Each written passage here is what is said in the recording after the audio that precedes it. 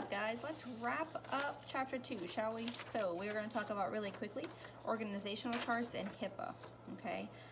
So what is an organizational chart? There's different types. It depends on how big your facility is. So we're going to talk about what they are and why do you have them, okay? So it depends on how big your facility is.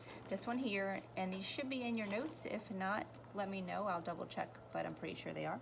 This is for a small facility. So it looks like a flow chart, basically, okay? So this one's pretty small for a doctor's office. If you flip it over, there's a much bigger one for a hospital, okay? And I'll put some pictures of these up in Google Classroom as well. So why would you have them? So it's basically like a flow chart.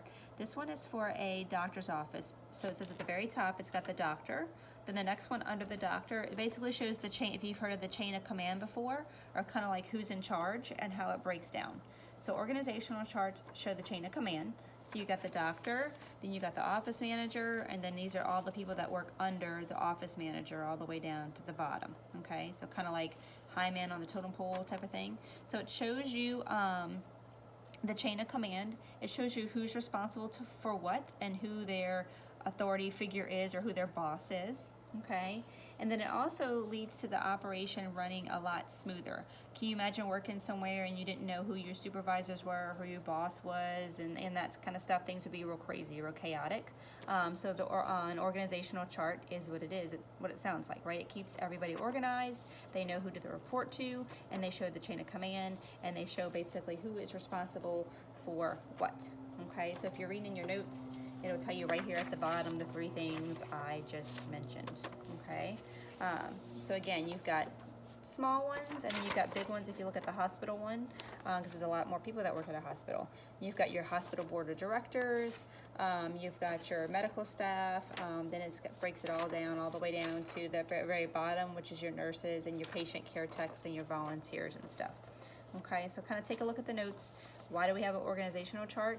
It leads to your operation running smoothly, whether it's a hospital, doctor's office, you know, clinic, genetic counseling center, like we talked about this chapter.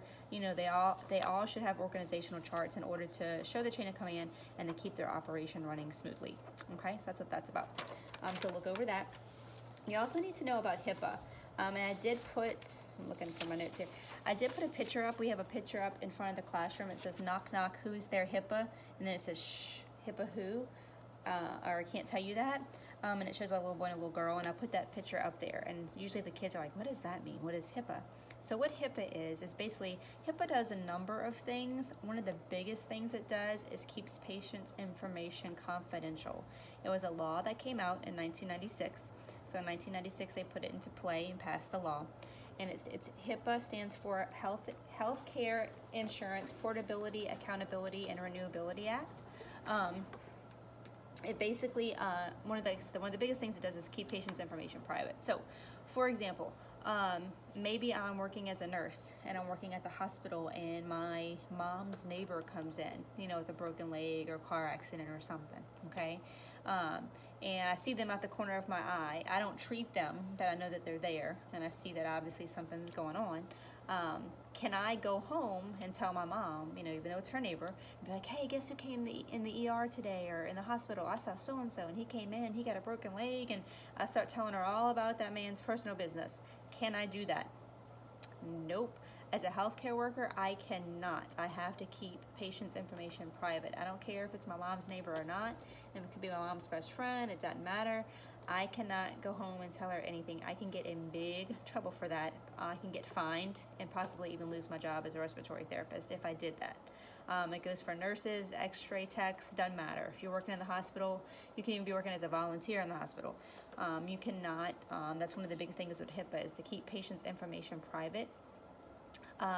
When I was a respiratory therapist, I was working on a floor and I saw a girl I went to high school with, and her little baby was in the hospital, and I saw her out the corner of my eye, like in passing, but her child was not my patient, so I couldn't just go up to her chart and start rummaging through her chart to find out why her daughter was in the hospital.